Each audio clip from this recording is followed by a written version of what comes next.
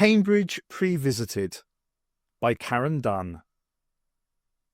Buddy Holly was on the radio again. He could hear him caterwauling, tinny and tuneless, out of the transistor radio of a passing third year. That was one of the few drawbacks to the planet on which he had chosen to spend his last few centuries. Earthlings had no sense of music. He quickened his snail's pace and tried to focus his attention on getting to the college library. It wasn't easy. Earth was so different to Gallifrey, so green, so alive. None of the starched reservedness which walked the halls of the capital. Even the students here were a living hive of unpredictability and a love of life. When he spoke with them, they were ever questioning, ever eager for knowledge. He found them all irritatingly fascinating. It was such a pity that the entire planet was tone deaf. He crossed the courtyard in a fairly respectable time, his willpower keeping his increasingly vague mind and mannerisms under tight control, and arrived at the doors to the library. The audience of books greeted him as he entered. He was sure he had read almost every one of them in his time, and in times before that, and he fancied he could hear the characters of each novel talking to him as he passed. None of the students looked up as he shuffled by. None smiled at him as he searched row after row of history. To them, he was just daft old Professor Chronotis. He had been at Cambridge forever, and would still be there when they were in their graves. Nothing special. Part of Chronotis's mind considered the huddled youngsters, bent determinedly over their assignments, unconsciously noting what each was doing, and mentally correcting them when they erred. The youngsters were suddenly aware of the seemingly glaring errors they had made, and corrected them accordingly, wondering why they couldn't shake the image of the old teacher mentally patting them on the head. A hand touched Chronotis's shoulder, and he jumped. Turning, he saw an elderly man in check trousers and an all-consuming black cape. Pristine white cuffs peeked out from his sleeves, and the professor could just make out an immaculate cravat nestled at his throat. Time Lords have the ability to recognize their own kind, regardless of whichever body they happen to be in at the time, and Chronotis immediately sensed a colleague. No, more than that. They had met not so long ago. But what was the chap's name? The old man sniffed disdainfully, and his somewhat impatient eyes twinkled. "My dear fellow, you're late. They said you never could keep track of time that well, could you, Quite ironic for a Time Lord, if you think about it." Chronotis studied the man for a brief second, and he frowned. "Your note was quite a surprise. Meet me in the library 15 minutes ago. Didn't exactly give me time to change and make myself presentable, did it?" The old man laughed shortly. "You're a Time Lord, aren't you, hey? Yes. You should have used your skills, or have all these years alone in one time and one place rotted your intellect?" They eyed each other dangerously for the briefest of moments, and then the old man held out his hand. "Professor Chronotis, I presume?" The professor eyed the man warily, his head in a panic-stricken whirl. If he guessed correctly, this was an earlier incarnation of the Doctor. He'd already met a tall, curly-haired version about 4 years back. Now, what was all that nonsense about causing irreparable rifts in the timelines? Oh, why hadn't he paid more attention? He smiled at the old man and chose the easy way out. "Have we met?" "Not socially, no, but I have listened to the stories about you with interest." Chronotis gasped, all surprise and delight. He should have been an actor. "You're from Gallifrey!" The old man sighed impatiently. "Well, of course I am." "Oh, marvellous. My dear fellow, it's good to see you, whoever you are." They walked together for a while in the courtyard and talked of places past and times long gone. The Doctor marvelled at the Professor's choice of retirement in exile. "Being stranded in one time and place forever," he shook his head. I could never stand it. No, I would go mad within a fortnight." Chronotis suddenly developed a mild coughing fit, and then shrugged. "I don't notice the time.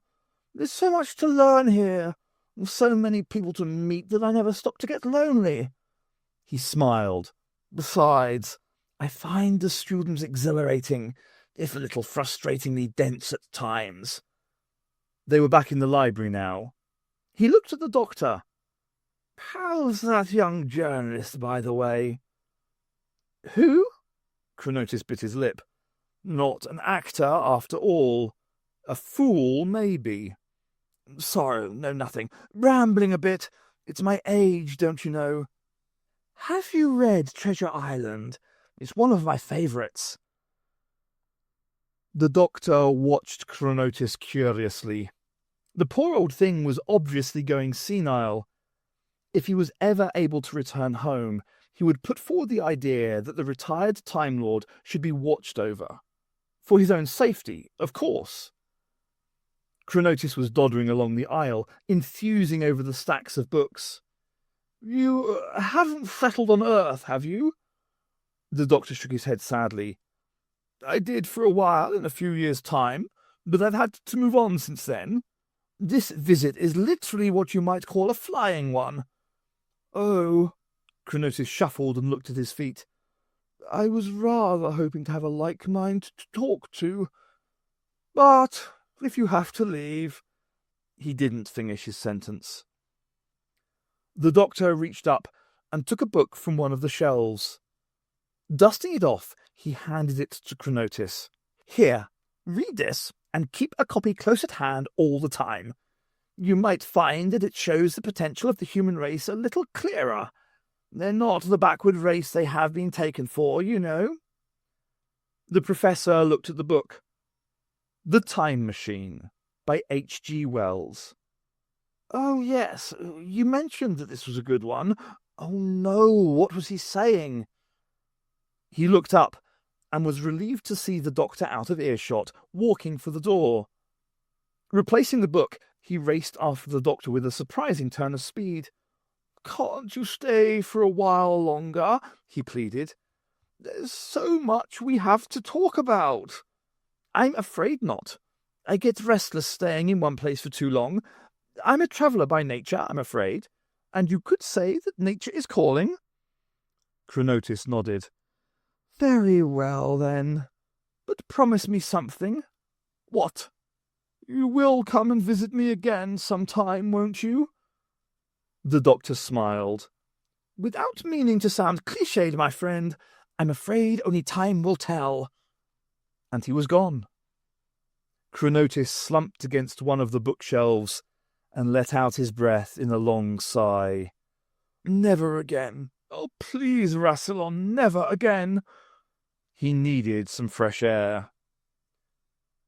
That night, while Chronotis was out buying some milk and sugar from a late-night shop, the stillness of his own quarters was disturbed. The Doctor's TARDIS materialized, and into the gloom stepped the Doctor, pleased his short trip through the vortex had been accurate. After his extremely strange afternoon with the Professor, he realized he never actually read Treasure Island.